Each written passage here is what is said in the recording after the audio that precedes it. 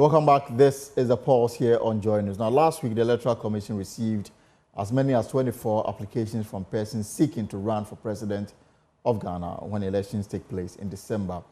We have just 80 days to go, but news from the grapevine has it that almost all the applicants have had issues requiring the EC to ask for further work to be done on them. Amongst the candidates is Dr. Sam Ankrah, who is running as an independent, presidential candidate. He joins me for a conversation about the nomination, filing process, and matters arising. Dr. Ankrah, it's good to have you here. First time we're having this conversation, even though I've heard so much about you. I've seen your billboards, I've heard you on radio and television, and you've added some fire to the electoral process.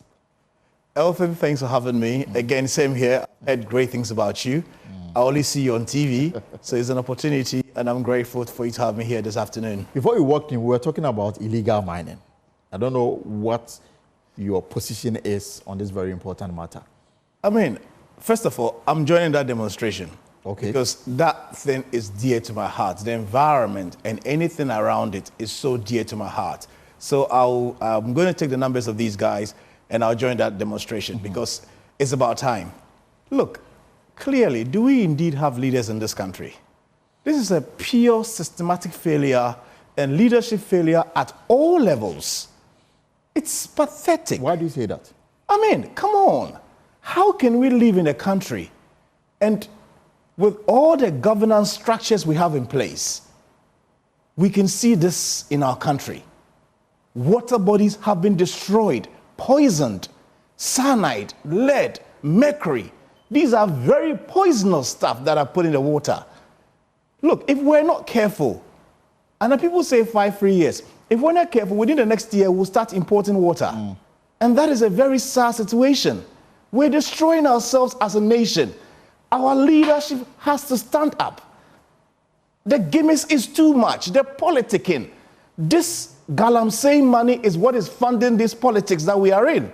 And that is why people like us are suffering even to get, coverage for the things we do. Because both sides of the equation are banging on it, going everywhere, destroying our environment, destroying our forest reserves, and we're not doing anything about it. You say that there's lack of political will? Absolutely. For the current administration? The back falls on the government, and they have failed miserably. It's about time they come and apologize to Ghanaians and ask Ghanaians for consensus and put a proper solution to it.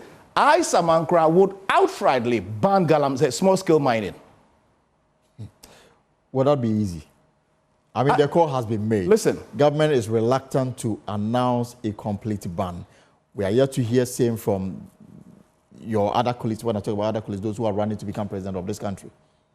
I have said it, and I've said it over and over again. The change that we requires radicalism. The status quo or the old ways of doing things is no more an option. If we indeed want to solve Ghana problems and create systems and structures that would work for us and build something for us and the generations yet unborn, then we've got to start revisiting the way we do things. There's no more pity partying, all these style of saying one thing and going to the back room and doing other things. We need action. And I'm saying, given the opportunity, I will outrightly ban small-scale mining until such time where we have systems and structures that work and have punitive measures to people before we give license to that. All right, so we'll take you on your word and hope that when you become president after December 7th, we'll see some action on that front. Absolutely. I can promise Ghanaians that. But, I mean, before we get to that, though, I mean, the elections is in December, and the album that the Electoral Commission will use for the election is in contention here. The NDC held a demonstration across the country yesterday demanding an audit of the voters' register. I don't know your position on this call. Isn't it what we've been seeing every day? Where MPP is in power, they say one thing, NDC say one thing, and where NDC is in power, they say the same thing and nothing happens? Isn't this the status quo that has gone on? Look, the voters' roll is the bedrock of our democracy. Right. For us to get anywhere with this democracy, we need to have a confident voters' roll. If anybody calls for audit and indeed is a qualified, core, what stops everybody from joining to make it right? I think transparency is a key to the success of all this that we're doing. I don't think anybody has to hold, iron fix on this. If they require for audit it for everybody to see. Get an independent person to audit it. However, the EC is saying to them, come sit on the table. Go sit with them. Make your grievances heard. Put your stuff on the table, but ensure that that is done. These ways of always trying to sabotage each other, create the picture that they are fighting each other. In the end, they are all thinking the same and doing the same thing is what is taking our country to this ditch. Both NDC and MPP think alike, and they do the same thing. If Ghanaians indeed are looking for any change in governance, in any style of way of doing things, they got to shut out this MPP NDC system and look for an alternative government, Sam Ankrah, and choose so that we can come and set systems that will stand the test of time and provide prosperity for all. You think that we've gotten to a stage in our political life where we can overlook the MPP and the NDC and then settle on an independent candidate who may not have any parliamentary backing? Elton, we've got 32 years of Fourth Republic. Right. Yes. NDC had 16 years. MPP had 16 years. It took Singapore 32 years to move from a third world to a first world.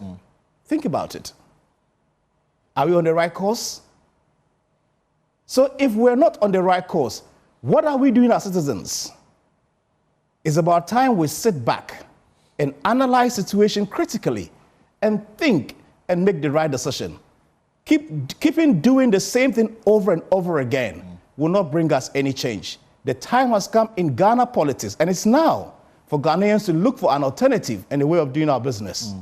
But indeed, what really should influence the voters, their choice of a leader? I mean, you made a point about Singapore. Argument can be made about Dubai 50 years ago, and Dubai will be a small fishing community.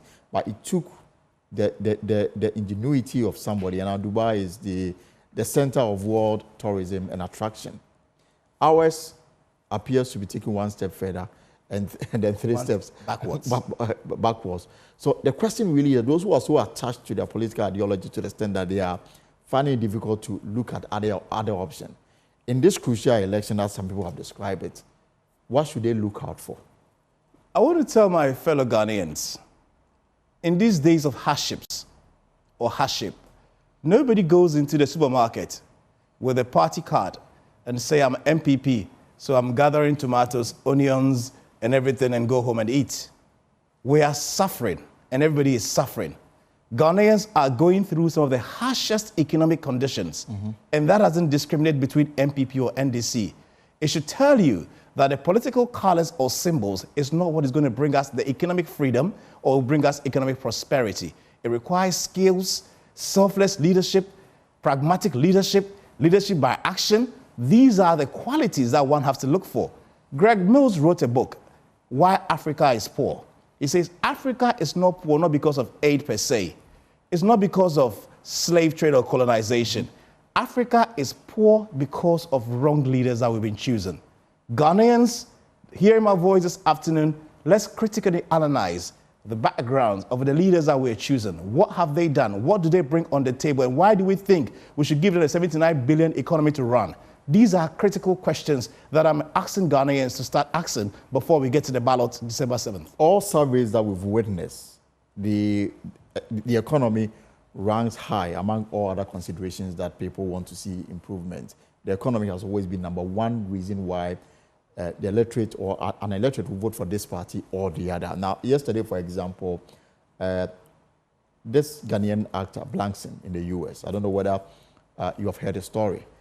Now, he went on ranting that he built a school and then invested in the country's, some of the coupons, with the hope that the money he will get from that investment will help run the school, only to be told that he has to take a haircut of a certain percentage and then get his money back after some years. And he's livid because he concludes that he's been shortchanged. Elton, I mean, this is a level of incompetence I talk about. And when I say that, I'm not trying to downgrade any other leaders. They've done what they're supposed to do. But if you don't know, there's not much you can do. If you believe you have just lithium alone, 170 billion worth of lithium underground, with a competence report done by a qualified corporation, that is a bankable document. Right. Why do you go and borrow 3 billion and haircut pensioners and people like this gentleman? Clearly, we've lost the plot. We don't know what we're doing. I was the head of a fund that looked after emerging markets, and I was leading the fund. I have sat down with leaders in the emerging markets, from Africa to South America to Asia to the Far East and all these places. When policies are proposed and systems are presented, you realize that these other countries like Brazil and Co, who had come out of poverty, and South Americans, and also the places in the Far East, Indonesia, and all these places, they listen, they follow the structures, and the economies grow, and they get out of it. Africa alone is like a mouse mentality. You know what that means? You put a bait in here, a little sardine on, the father mouse will go in, the same trap will get it, the mother mouse will go in, the same trap will get it, the kids, the brother, the sisters, the same bait, the same trap gets everybody. It seems that is what happened in Africa. We are all doing the same mistakes. When Ghana found oil, we had seen the mess in Nigeria. We had seen the mess in Angola. We have seen the mess in Equatorial Guinea. We've seen the mess in Gabon. We saw the success in Norway. We saw the success in Saudi Arabia. Why did we choose to go the Nigerian and other people's way? So these are the critical questions again. But I would want Ghanaians to start asking. But I'm also interested in your solutions, because, I mean, since 1992, every government, be it in government or in opposition, they've all maintained the fact that the structure of our economy must change. We must move from import-led to, export-led economy. It has always remained in theory. In terms of the practicality of it, we are yet to see. So what would be your solution? I mean, with experience from, working outside of the country. Excellent. And again, you're asking some very, very important questions, and I hope Ghanaians are listening. Why can't they take these decisions, even though they know on paper that's the right thing for us? Right. We have leaders or parties that gets themselves encumbered even before they get to governance. As the NDC and the MPP, how do they fund their parties when they're in opposition? Is these same corporations that we're talking about are the ones that fund them? So if you get yourself encumbered, tied up, you get to governance, you cannot make the right policies and processes that would change the country. That is the reason why we import, we produce twice as much crude oil than we use, and yet everything produced is exported at the high sea, and nothing comes through the country, and we have to import as high as 3,000% of the value, depreciating our currency, importing inflation, not creating jobs for our people, no value added, no transfer of technology, all these being missed out because our leaders are taking money from parties, even in opposition, or from corporations that are doing things that are not benefiting Ghanaians. Sam Ankrah is saying the status quo is no more an option. Given the opportunity, we would process 100% of every iota of raw material we produce in our country, starting from the crude oil. I'm promising Ghanaians, first 90 days of my administration, we will sign an MOU to put another 200,000 barrels a day refinery. These and other major policy-driven projects is what we intend to do so that we can kill this issue once and for all. The cosmetic way of solving our problems would not bring the freedom that the Ghanaians are looking for. But again, you see that even on the issue of the refinery, the idea may have been there from the onset. That's why, perhaps that explains why Tema Oil Refinery was set up. But it's been underutilized for all these years. Deliberately, or? So clearly, like I said, certain agendas are being pushed. Look at the importation that we are having. We live in a country where when you leave a fruit seed on the side of the road, you come back a week or two after it's germinated. Fertile soil. Do you know Ghana has 10 times the arable size of London, New Zealand?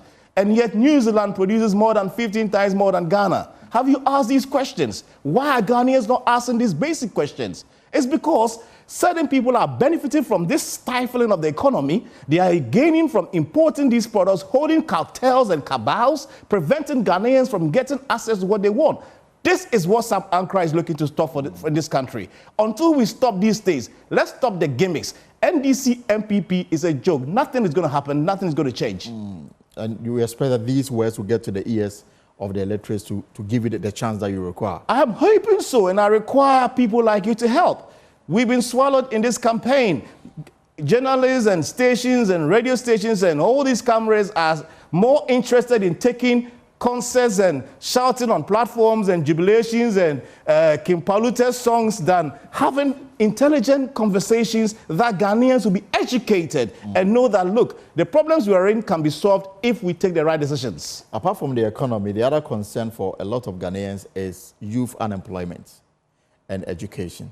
Let's stay a little longer on youth unemployment. And if you have a country where every year the universities in the country contribute almost 300,000 to the job market every year, and we cannot even employ them. And then we are happy to say that we are even exporting, nurses and other medical professionals abroad, and we count it as an achievement. What does this say to you? When you go to the hinterlands, you virtually have no health professional, sometimes minus some of the health facilities that we have.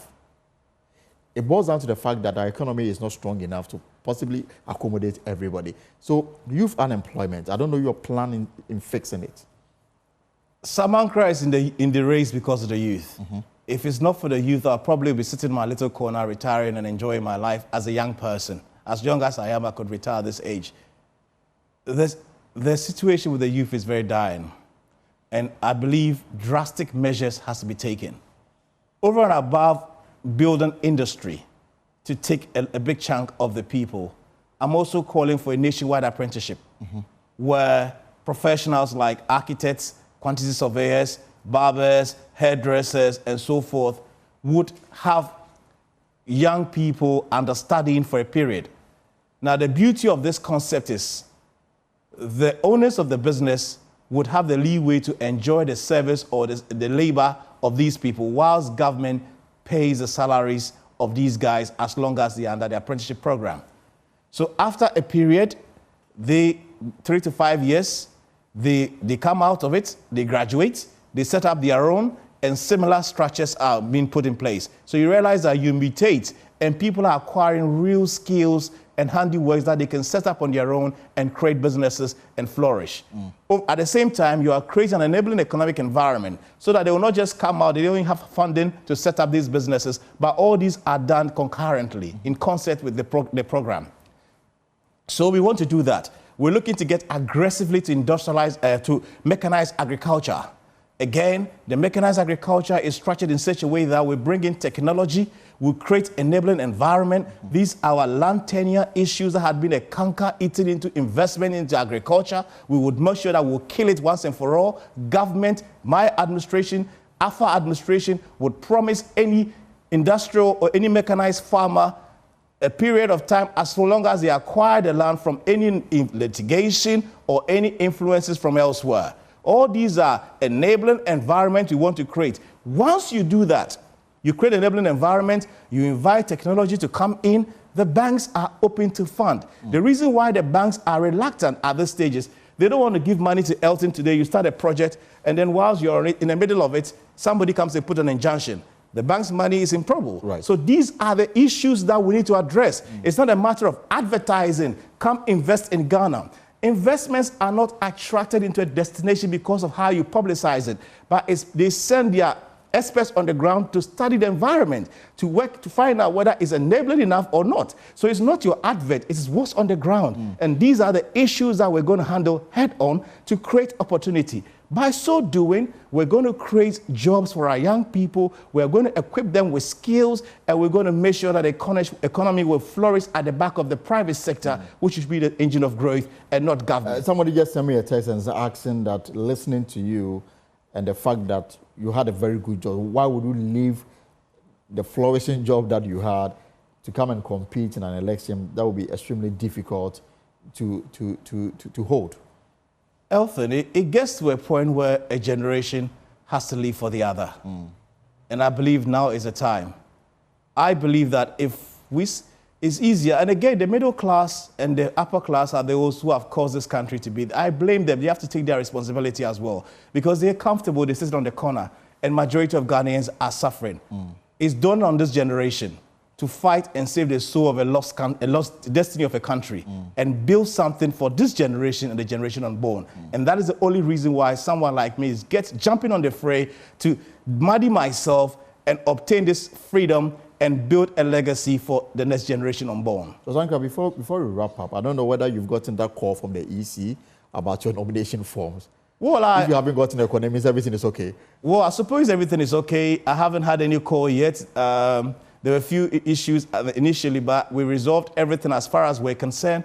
But let me note in here, why is it that there be concerns about the cumbersome nature of the... It's very cumbersome. And again, in the 21st century, 2024, with all these digital systems, why do we have to be doing handwritten, endorsement and so forth? Whereas the EC can create a platform where two people from each district can go online and say, I nominate Sam Ankrah, these are my details and so forth. Online, I have to go online and do my application.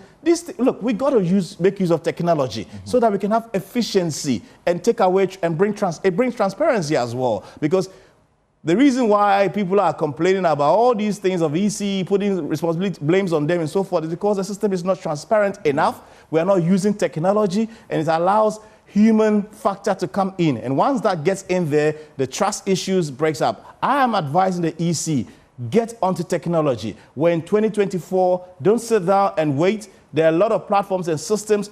Bring Ghanaian boys together, let them set up a platform, an app for you, use it so that it will make our work easier, so that you gain credibility, and then the whole system also moves on. Let me say again, our electoral role, the Electoral Commission's role is so key to this democracy, and there's nothing that we should do to compromise it. Okay. My camera is on you. Speak to the 60 million voters that will be deciding the fate of this country on December 7th. Fellow Ghanaians, once again, I've come to you this afternoon for the best part of the 4 years of NDC or MPP. There's always a lot of noise. People are clamoring for change of government. A lot of the things that you've been promised they will do, they get in and nothing happens. 2 days after elections, you go back to the same situation.